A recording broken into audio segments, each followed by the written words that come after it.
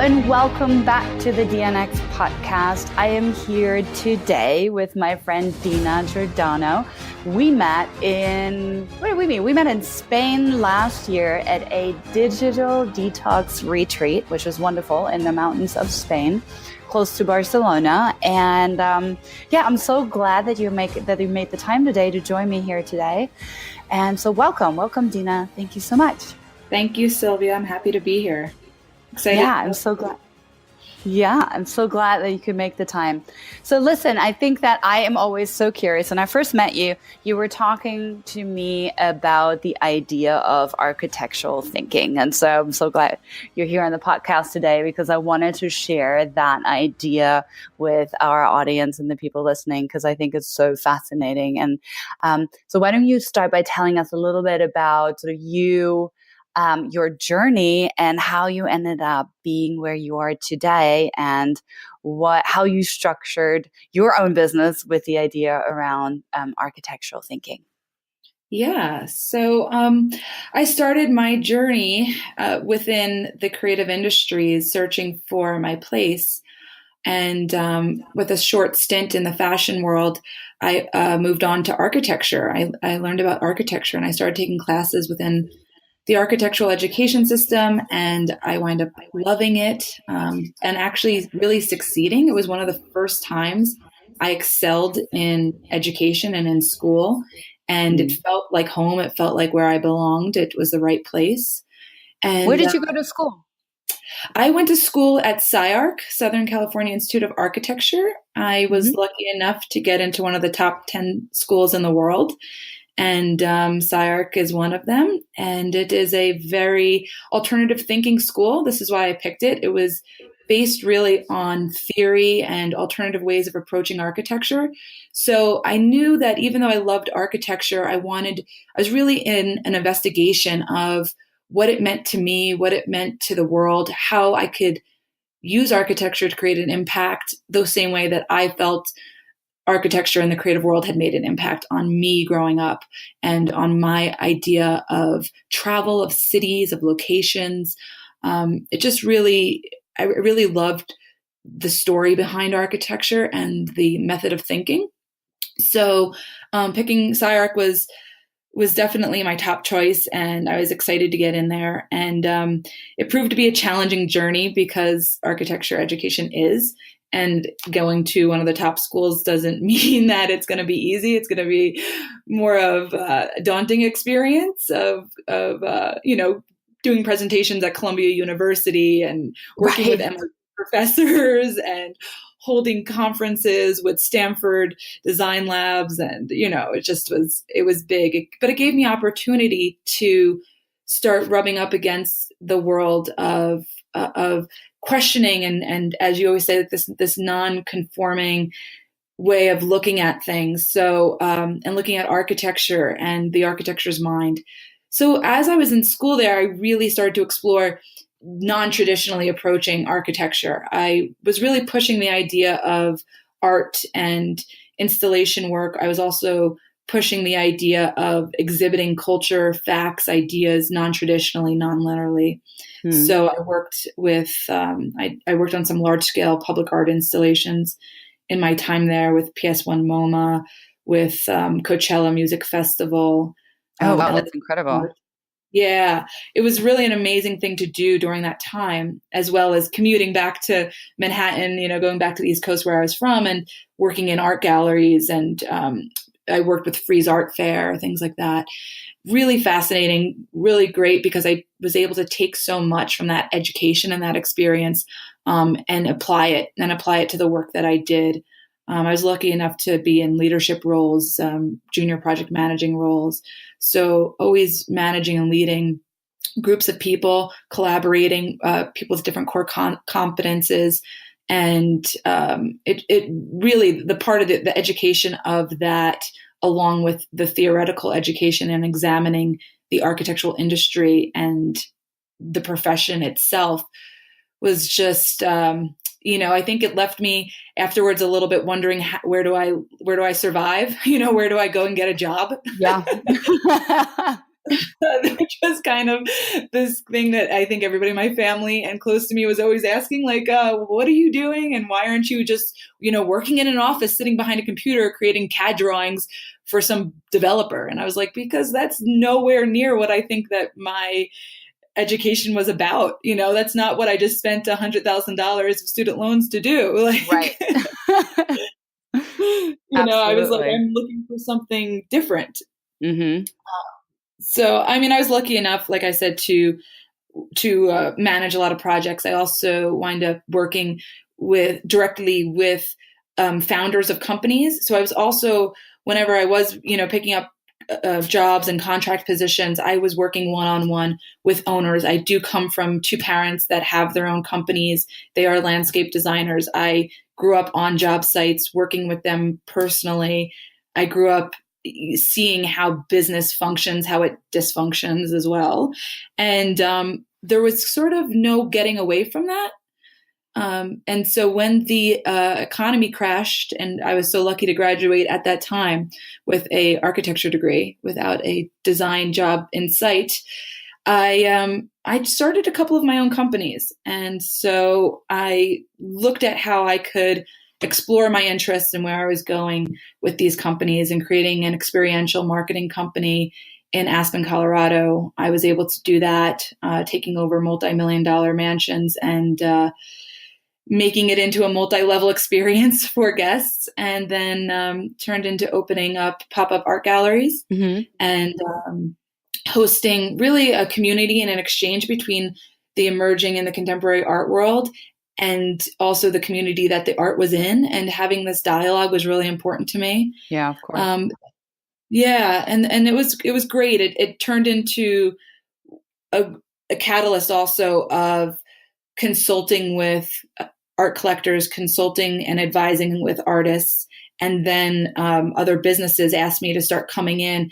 Creative entrepreneurs asked me to come in and consult on their businesses. Mm-hmm. So that has continued to evolve in the past couple of years into realizing that I was approaching everyone's business and building everyone's business. And the process I was working with them was architectural thinking. Right. There we go. It comes back to everything that I studied and everything I learned. I was actually building businesses like I would build buildings. Right. Yeah. And this gave me a very specific niche within the business consulting market, and has been this mission. It's kind of like a message I want to get out there. Mm-hmm. I want to encourage more architects to understand.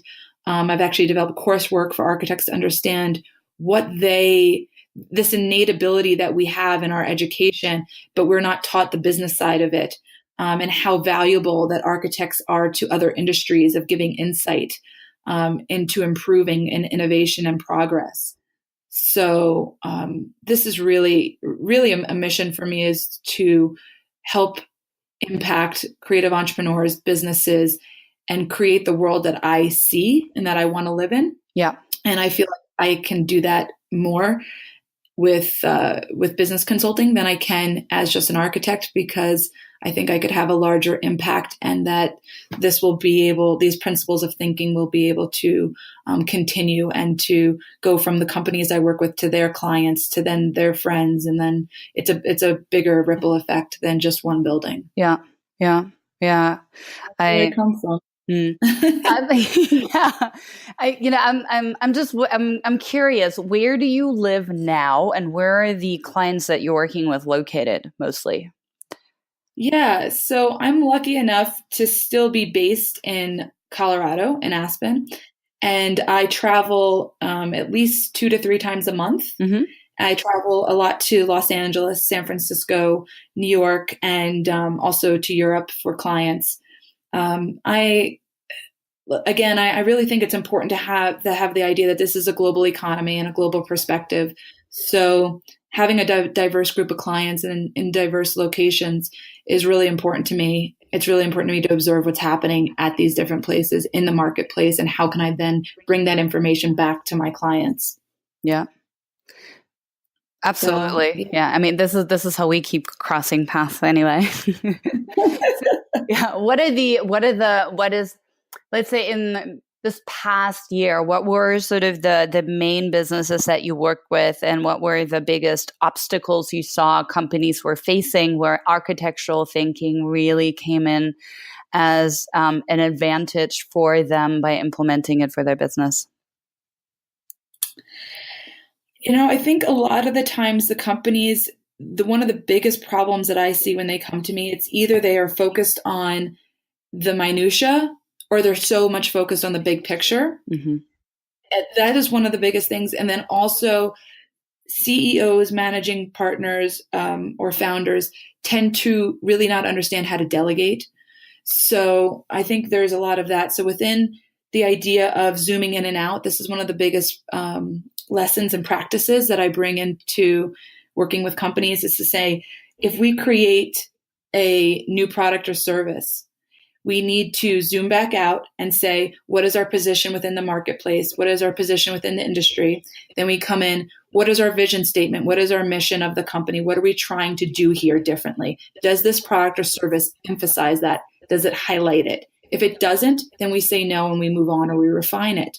Yeah. And then we also say that once we've implemented something, how are we now going to enforce our policies and procedures? Do those then reflect the way we want to position ourselves within the industry? Does it also resonate with our vision statement? If we're all about helping and caring people, and we don't leave any leniency within our customer service, then we're sort of contradicting our mission statement, aren't we? Yeah. Right? Yeah, absolutely. If we don't offer, yeah. So these are the kind of things I work with clients on, as well as understanding the idea of what was I saying before about the strategy of looking at delegation, understanding that when you have employees, giving them autonomy, encouraging creativity, encouraging collaboration with everybody within your company, giving everyone a voice.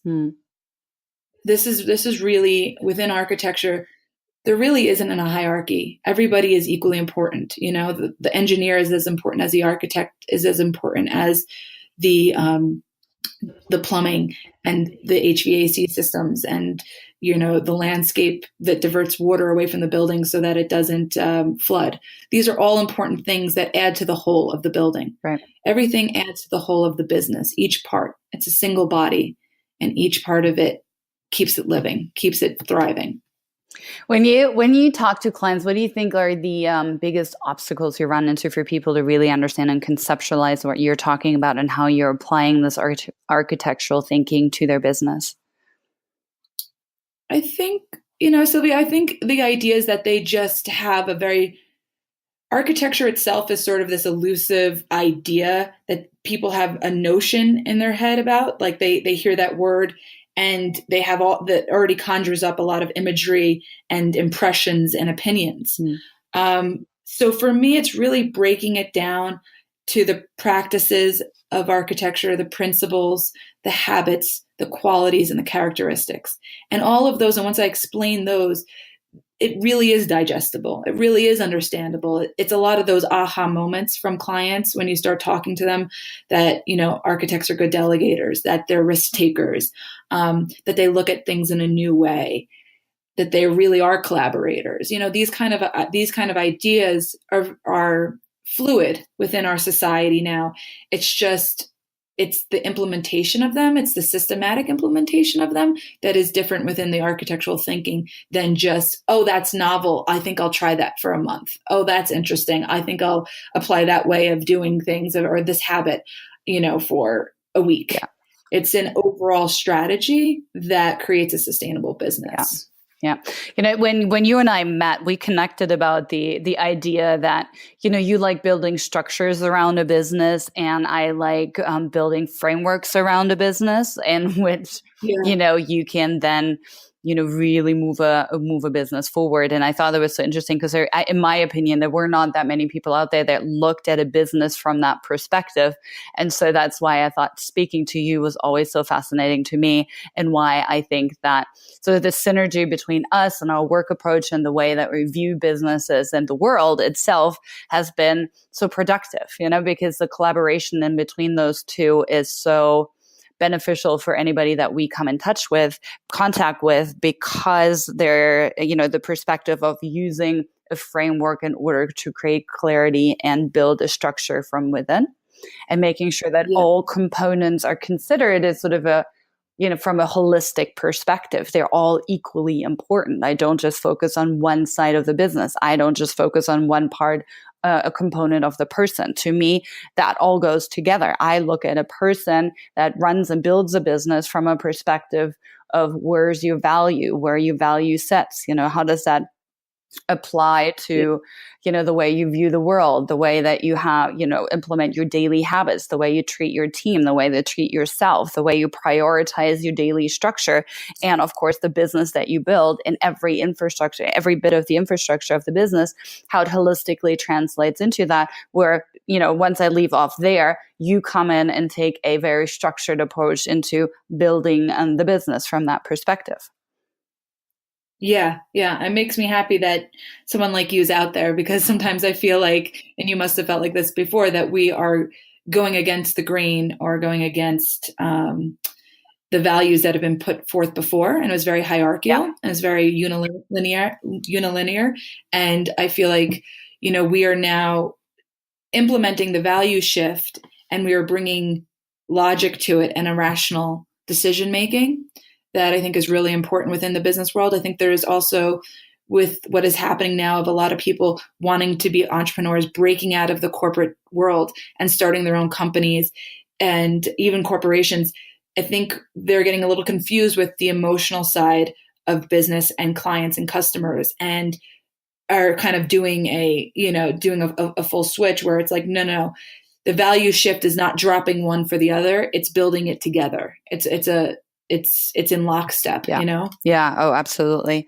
If you want to create a new business to create the change you want to see, it has to be a holistic approach where you consider all components all together with one step at a time, so that you called it lockstep, right? Yeah, it's in lockstep. In lockstep. It's a good word for it. I like it. Yeah, totally. So what's next? What's on the horizon for you? I have a few side projects I'm really passionate about. It goes in line in what we're talking about. I'm working on the Now Kiosk project, which is making business acumen and experts available within the emerging cities globally. So this is a program where entrepreneurs or functioning, CEOs and functioning founders can go and get that advice that they need, get that help that they need to keep going, by actually physically going to a what they're called kiosks, is like a physical location where they can set up a time, go and meet with this expert, such like you and I. And it's sort of, we're going to go and give a 15 minutes of our expertise to help a company keep going, because we care about the economy and we care about businesses continuing.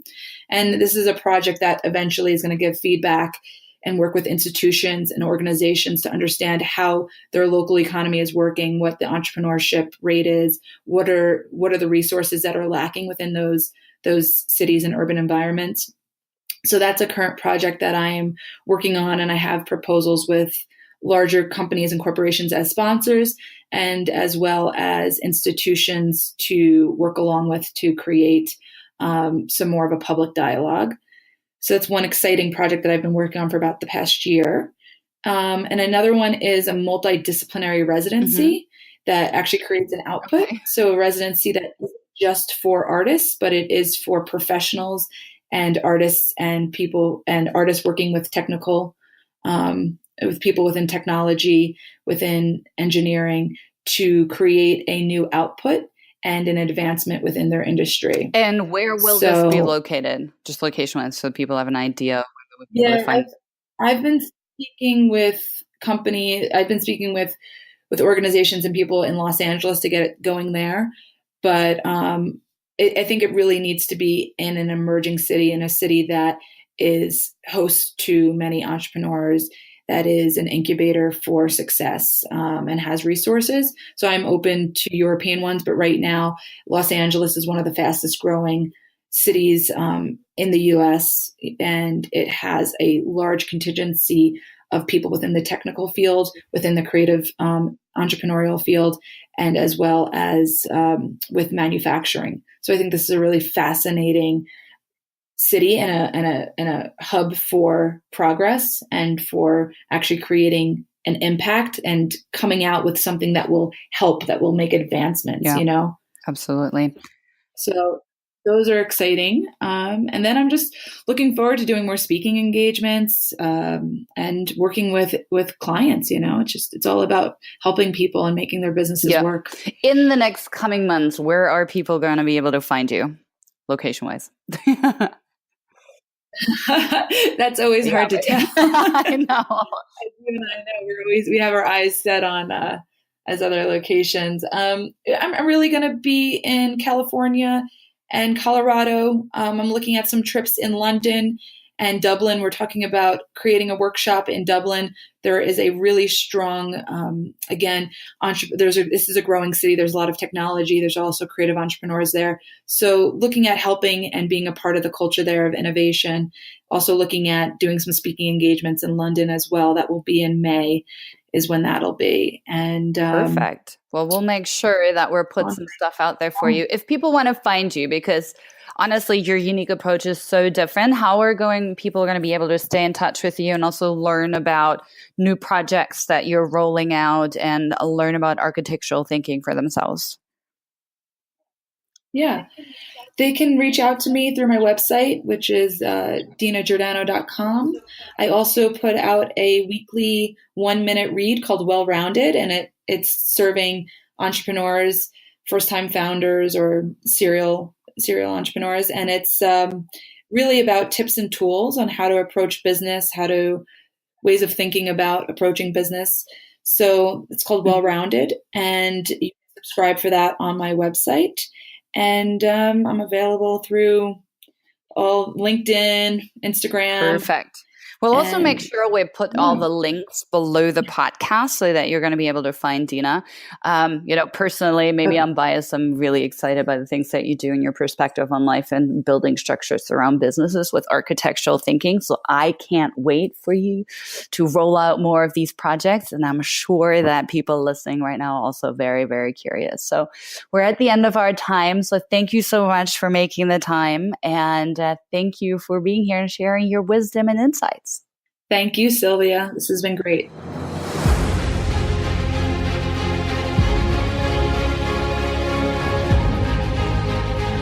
That's it for today. Thank you so much for joining us, and thank you for your ongoing support.